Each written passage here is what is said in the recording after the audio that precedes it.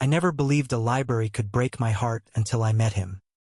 Dusty books and broken shelves were supposed to be just wood and paper, not a mirror of the chaos I kept locked inside me.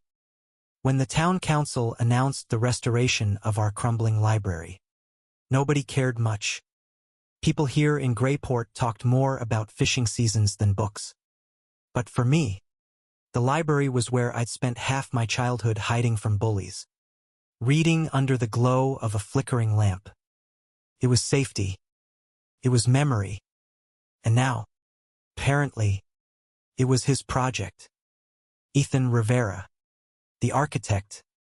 The first time I saw him, he was standing in the middle of the ruined library as if it were a cathedral. Sunlight spilled across his shoulders, illuminating the way his dark hair curled slightly at the ends. He wasn't just looking at bricks and beams. He was looking at possibility, at something invisible, and I hated him instantly for it. Because people who see beauty in ruins, they always end up seeing through you, too. I tried to keep my distance. As the unofficial caretaker, I was supposed to hand him the old keys, show him where the roof leaked, explain which shelves were eaten by termites. Nothing personal. But then he smiled at me, not the polite kind strangers give each other, but a slow, disarming curve of lips like he'd been waiting for me to arrive. "Guess you and I are going to be spending a lot of time together," he said, voice warm and annoyingly sure of itself. And just like that, my walls cracked a little. I told myself I didn't need this. Not here. Not in Greyport, where everyone knew your last name and whispered if you walked too close to someone they didn't approve of. I'd learned the hard way what it cost to let people see who you really were. But Ethan had this way of leaning in when you spoke. Like every word mattered. He asked about the library's history, about me, about why I stayed in this town when I clearly wanted more. I should have lied. Instead, I told him the truth. Maybe it was the salt air. Maybe it was the way his hand brushed mine when we both reached for the same dusty ledger. But something in me began to thaw. Still, it wasn't simple. Every time Ethan looked at me too long, I felt the sting of old wounds, the boys in high school locker rooms, the preacher's sermons, my father's silence at the dinner table. Love between men wasn't safe here. It was dangerous. It was whispered. It was hidden. And yet, there were nights after work when Ethan and I sat on the library steps, watching the ocean crash against the pier. He'd talk about his life in Boston, the city lights, the late-night cafes where no one stared at two men holding hands. I'd listen, pretending it didn't sound like a dream. But dreams have sharp edges. The first time we argued, it was because he said, "Why do you let them win?"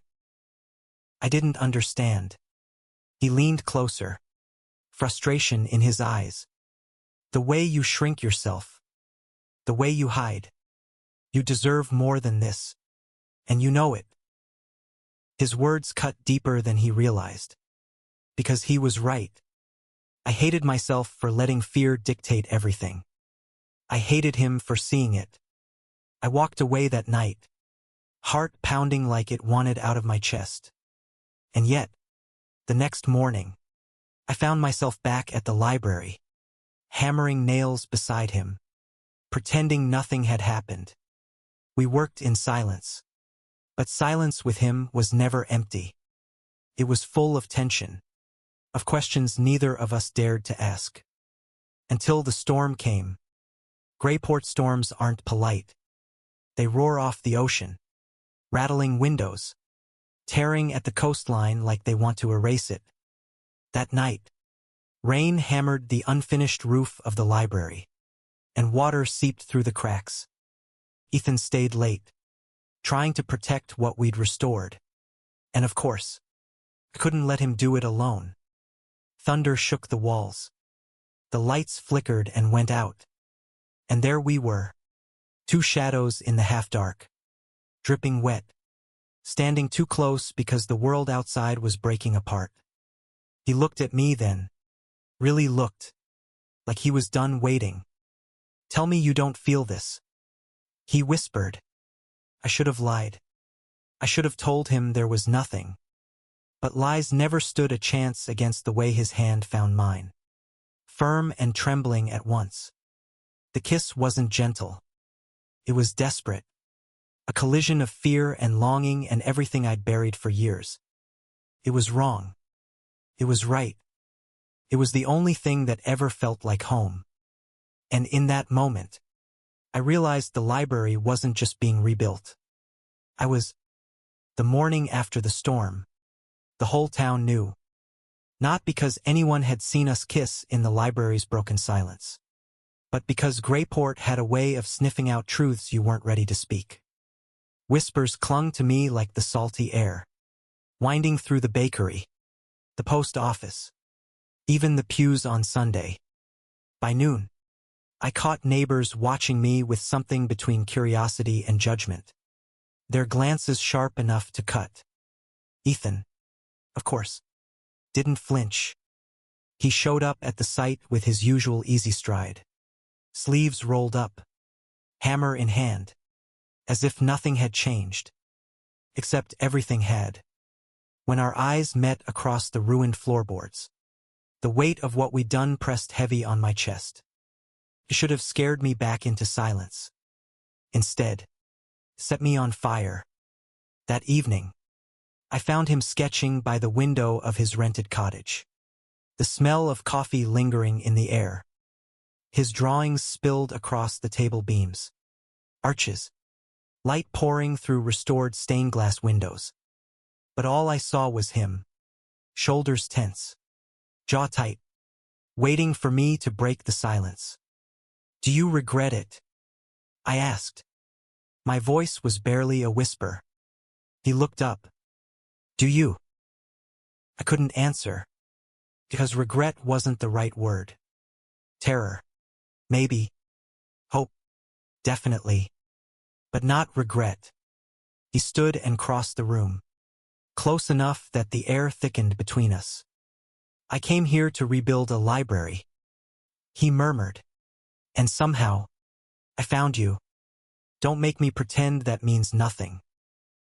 And just like that, I cracked open completely. But love doesn't shield you from cruelty. The following week, the council nearly shut down the project.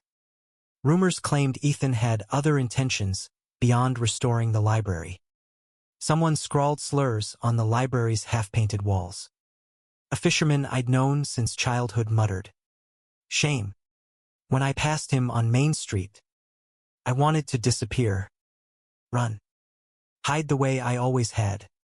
But then, one evening, I returned to the library and found Ethan standing in the rubble, paint roller in hand, covering the hateful words one stroke at a time. I'm not going anywhere, he said firmly, eyes flashing with quiet defiance. Not unless you want me to. I didn't. God help me. I didn't. So, we stayed. Together. We worked harder than ever.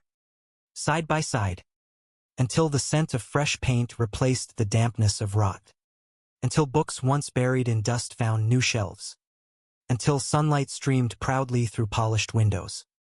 And with every nail, every coat of varnish, every smile Ethan gave me after a long day, the fear loosened its grip on my chest. Still, the town's eyes were everywhere. Some softened with time. Others hardened like stone. But something changed in me, too. I realized that hiding wasn't the same as surviving. It was just another kind of dying. The night before the library's grand reopening, Ethan and I stood in the center of the main hall. The chandeliers he'd restored glowed golden above us, illuminating row after row of shelves. For the first time, the library felt alive again, and so did I. You know they'll all be here tomorrow, I said quietly.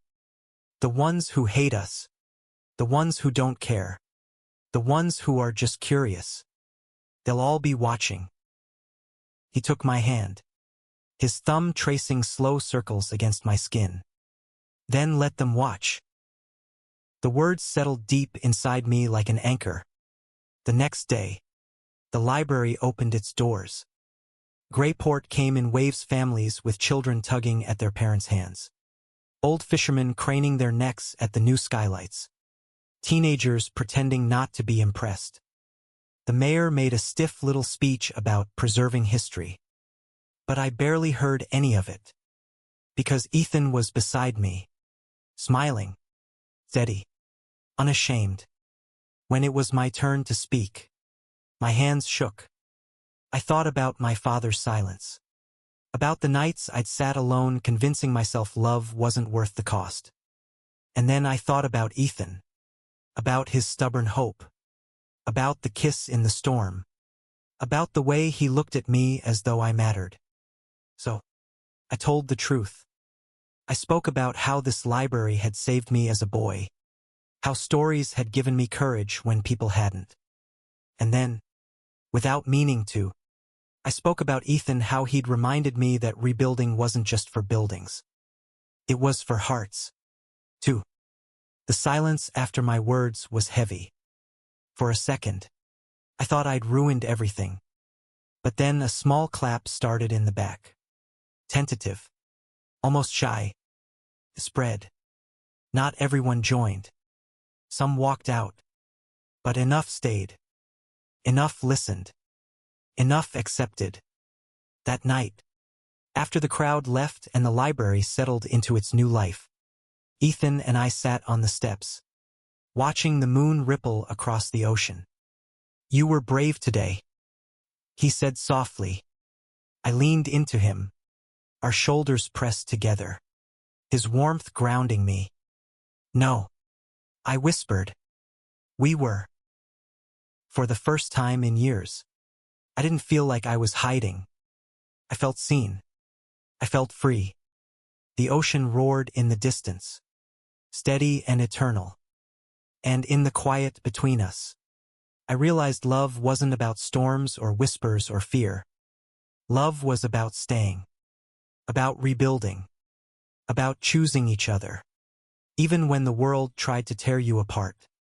I turned to Ethan, my hand finding his, fingers interlacing like they were always meant to. He smiled. That slow, devastating smile that had unraveled me from the beginning.